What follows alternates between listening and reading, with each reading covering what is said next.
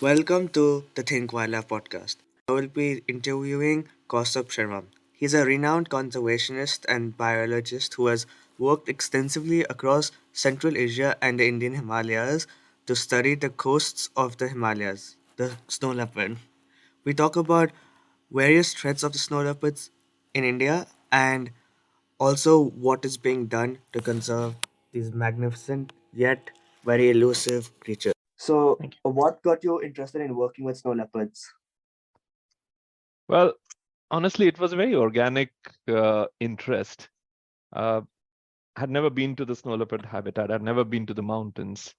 I only had only heard of snow leopards as the apex predator of the mountains when I was doing my PhD in central India in Panna Tiger Reserve. I was working on a small antelope species called the four-horned antelope. And while I was working on it, there was another scientist who was studying tigers. And it so happened that we ended up collaborating. I benefited hugely from his knowledge and his research project that was ongoing. And then at the closer to the end of my PhD project, he had moved to work with snow leopards again. Incidentally, he's one of the first people to have done a PhD on snow leopards in 1980s. Anyway, so he went back to the snow leopard habitat, and because I come from a physics background, I've not been very shy of numbers. So it allowed us an opportunity to explore and try and experiment on a few methods that could be used to assess and monitor snow leopards. At that time, the site occupancy methods were very new. So we tried and tested them on a few surveys and came up with a report. And then, of course, I got busy writing my PhD. But then when I was finishing my PhD, the Snow Leopard Trust was looking for someone who had sort of a similar background as of mine, uh, would be able to travel to some of the range countries where snow leopards are found and work with the local researchers and scientists and help develop research projects, analyze them, and also help with capacity building and so on. Now, all of these were my primary interests. So that's basically how I slowly got introduced to the snow leopard world. So you published a research paper on the changing distribution of snow leopards and their prey in India over the last That's two right. decades. Yeah. So what were your key findings from this paper? Now, this paper was led by my colleague Abhishek Ghoshal, Dr. Abhishek Ghoshal, who's right now, I think he is working with the Bombay Natural History Society, which is where I did my PhD. So this was an interesting work and one of the first few of its kind where we were able to estimate not just the current distribution, but also the past distribution of snow leopards across large landscapes, and in this case, the entire Himachal Pradesh. So, in my understanding, I mean, what it really did was it really helped us estimate uh, which areas are priority areas for snow leopards, which areas are important for the species, but more importantly, identify the threats that the species is facing within Himachal Pradesh. I think we looked at two time periods. One was 1980, 85, 90s, and the other one was between 2008 and 2012.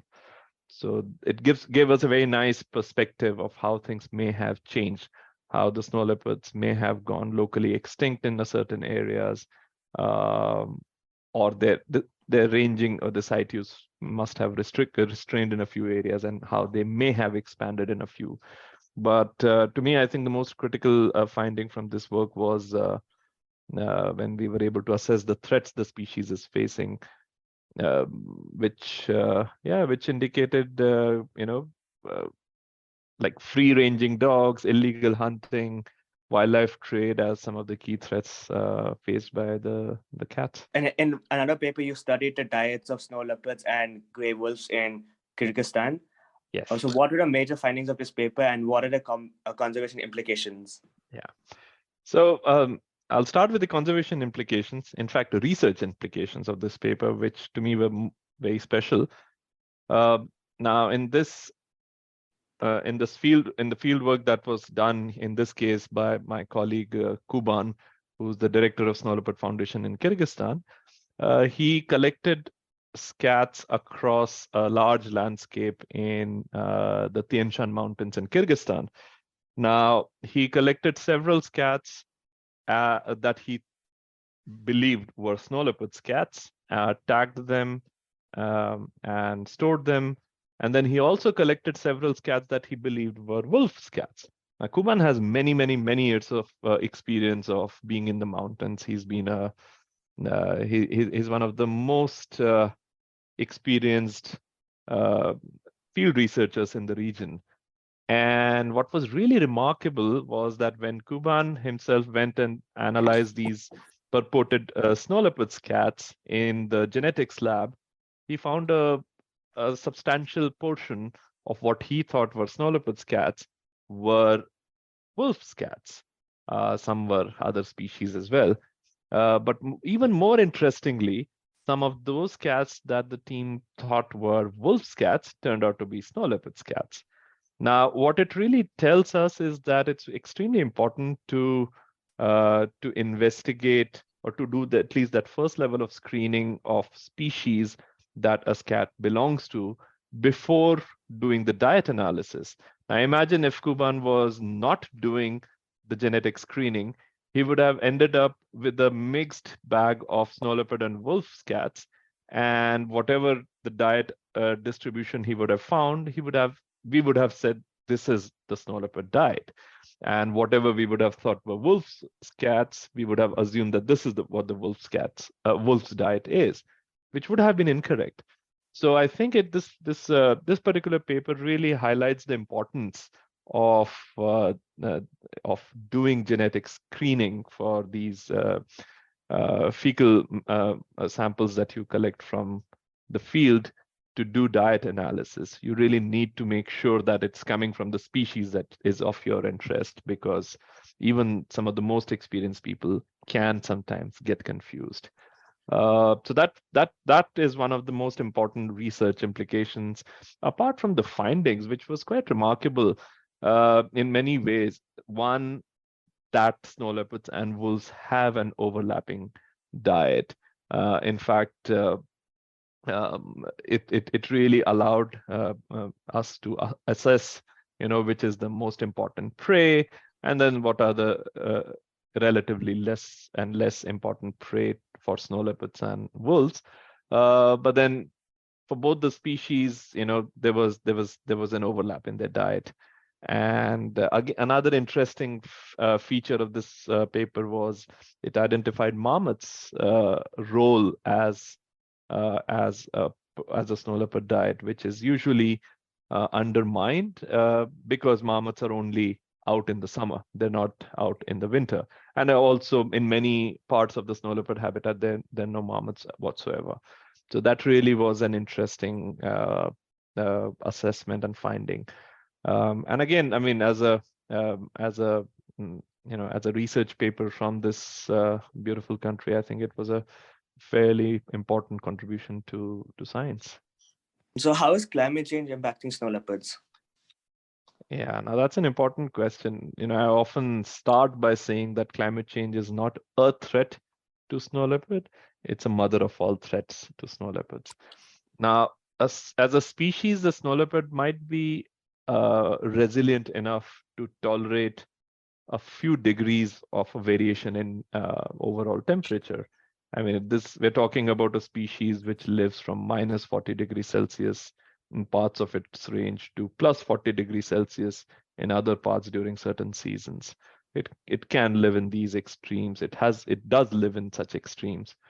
So it may not suddenly go extinct overnight by the rise of temperature itself only.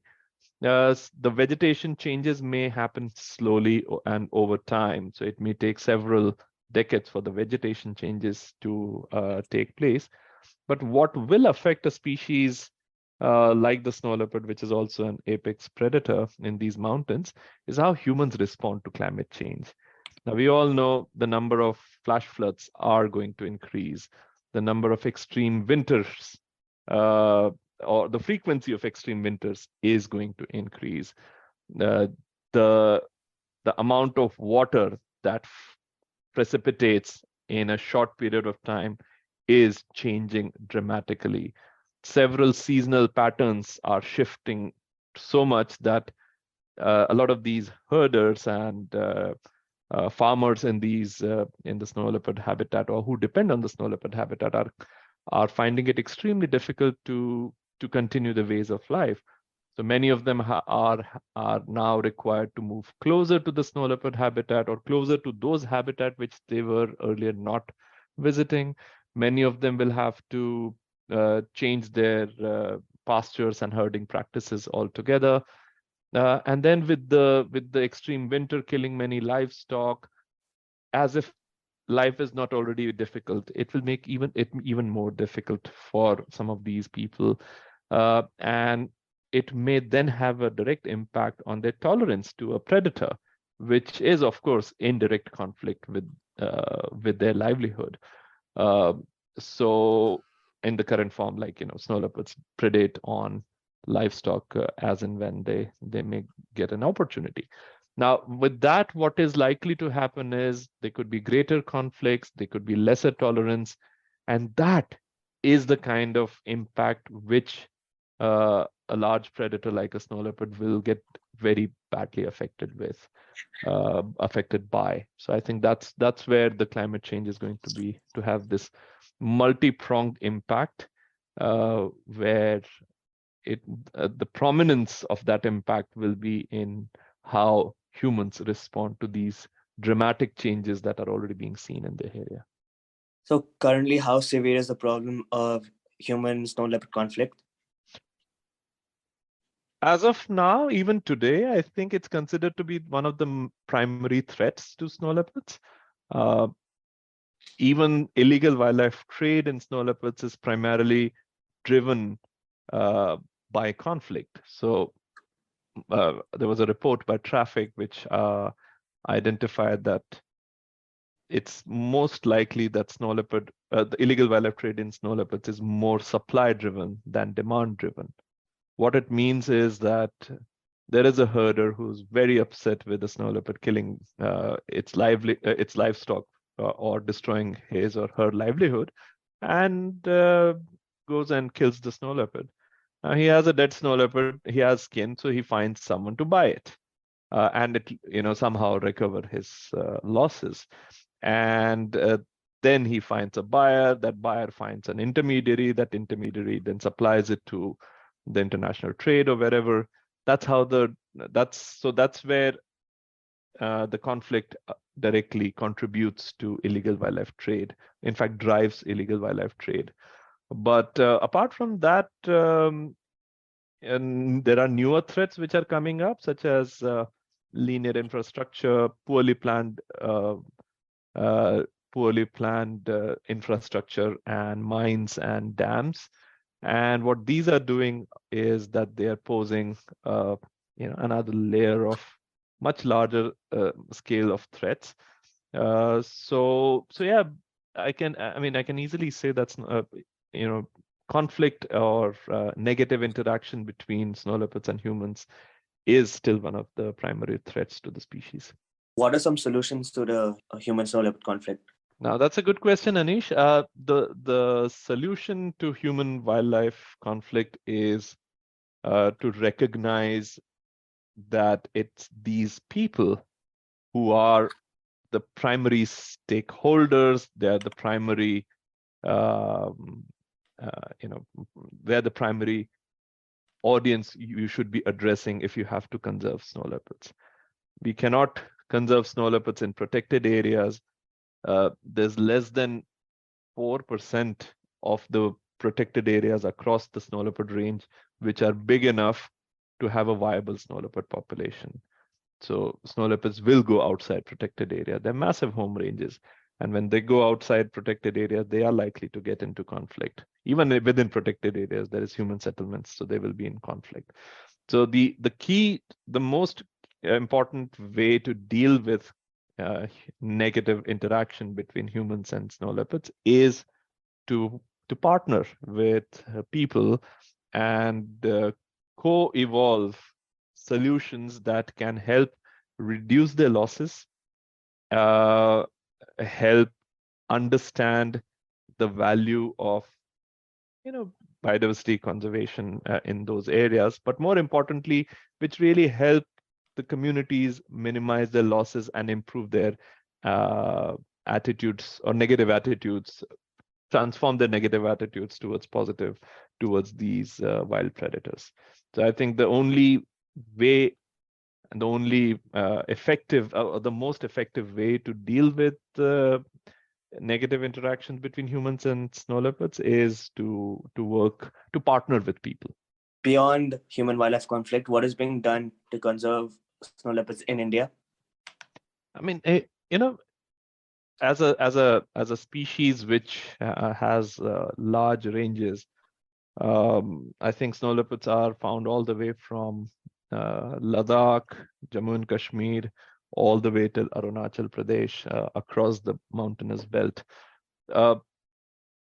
Each location or each landscape may have its own set of threats, and each landscape may have its own cultural, religious, and geographical nuances, which change or which transform what challenges people are facing, what challenges biodiversity is facing, and how do you resolve those issues. So there are many programs which are being implemented with a great level of success. One of them, which is called the Livestock Insurance Program, which allows people to recognize or identify their livestock which they need to protect. It's more like a sharing of losses model, where people join in resources, create a pool of money which compensates whoever loses their livestock without the need of any intermediary.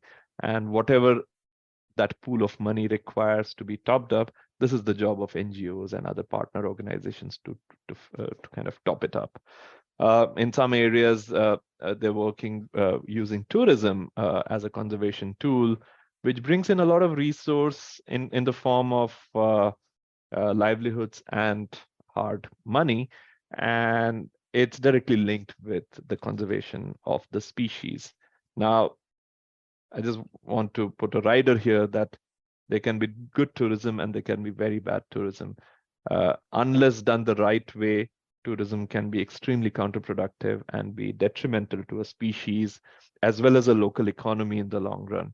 So it's very important that any tourism model or in fact, any conservation initiatives, they are socially and environmentally responsible in the way they're planned and implemented. So there are some of these initiatives which are being implemented across different parts of India.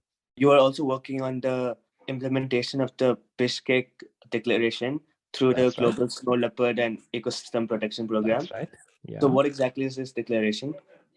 So, in 2013, the then Kyrgyz president, in fact, the Kyrgyz government hosted the first ever international forum on snow leopard conservation by bringing together the governments of all the snow leopard range countries.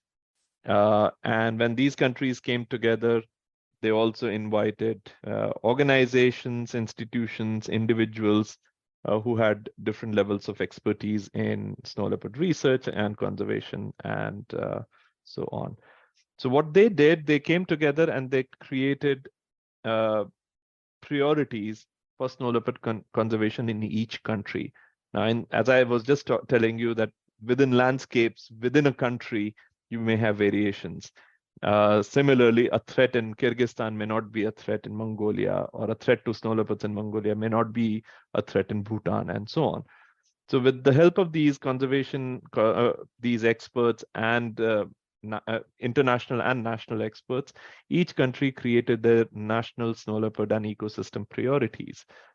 These were put together, and then there was another set of priorities which were identified as those issues which cannot be resolved or addressed by a single country. These transcend across borders, like illegal wildlife trade and poaching, or research for that matter, research methodologies and so on.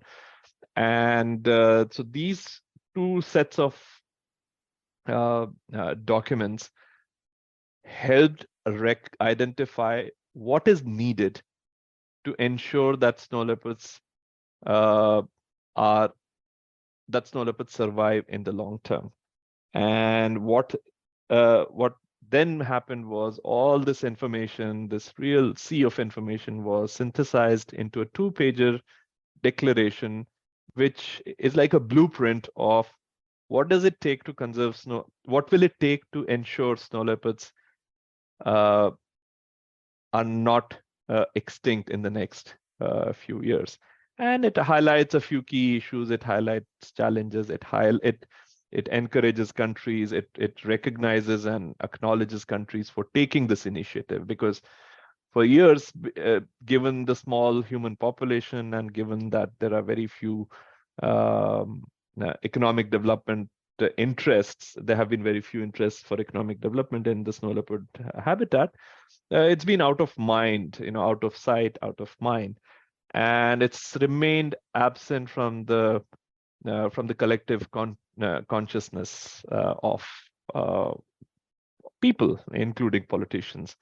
So this was the first time the governments of these countries came together and they realized, oh, this is an important issue. We need to work towards conserving the species, because it's not just one species, it's an indicator of an entire ecosystem. And of course, it is one of the few indicators of the health of these mountains, which provide water to billions of people. So that declaration is like a blueprint of what needs to be done to conserve snow leopards.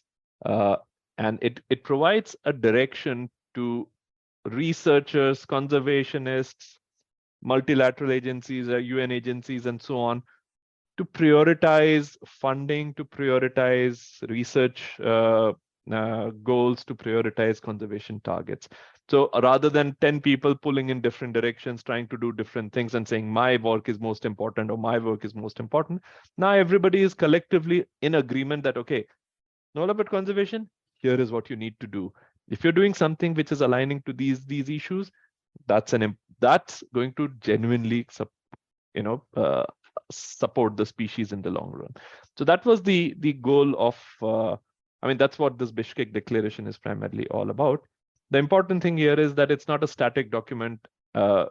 Yes, that document is one, but then this global snow leopard and ecosystem protection program, which was established to implement the Bishkek Declaration's goals, it brings together governments every year or two to discuss what's happened, what needs to be done, what priorities are changing. So it allows course correction all the time, where it's very dynamic. The group is very dynamic. These countries have very dynamic leaders, and they're quite genuinely very much interested in conservation of the snow leopards and its habitat.